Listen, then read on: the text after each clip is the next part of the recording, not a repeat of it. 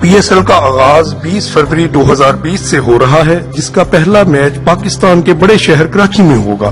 پہلے میچ میں کوئٹہ گلیڈیٹرز کا مقابلہ اسلام آباد یونائیٹڈ سے ہوگا۔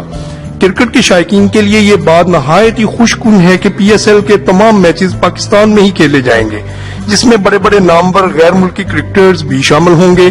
5ویں ایڈیشن کے میچز ملتان، لاہور، راولپنڈی اور کراچی میں کھیلے جائیں گے۔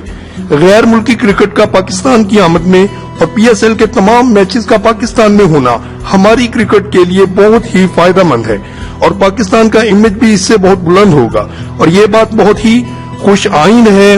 سپر لیگ کے آغاز کی تیاریاں پورے زور و شور سے ہو رہی ہیں، جس کا شائقین کو بے صبری سے انتظار ہے۔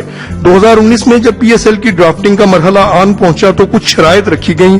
ہر ٹیم کی 18 رکنی اسکواڈ میں 3 پلاٹینم، 3 ڈائمنڈ، 3 گولڈ، 5 سلور اور 2 ایمرجنگ پلیئرز اور 2 ایکسٹرا پلیئرز کی اجازت دی گئی۔ ہر فرنچائز 5 کھلاڑیوں کو جو غیر ملکی ہوں ٹیم میں شامل کر سکتی ہے، اور پی ایس ایل کے 5ویں ایڈیشن کی متاثر کن بات یہ ہے کہ 200 سے زائد پلیئرز نے پی ایس ایل کی مختلف کیٹیگریز میں اپنا نام شامل کروایا تھا۔ پلاٹینم کیٹیگری میں شامل ہر پلیئر کو 2 کروڑ 30 لاکھ سے 3 کروڑ 40 لاکھ تک ملنا تھا۔ ڈائمنڈ کیٹیگری میں 1 کروڑ 15 لاکھ سے لے کر 1 کروڑ 60 لاکھ تک خریدا جانا تھا۔ یہ ٹورنامنٹ 20 فروری سے 22 مارچ تک جاری رہے گا۔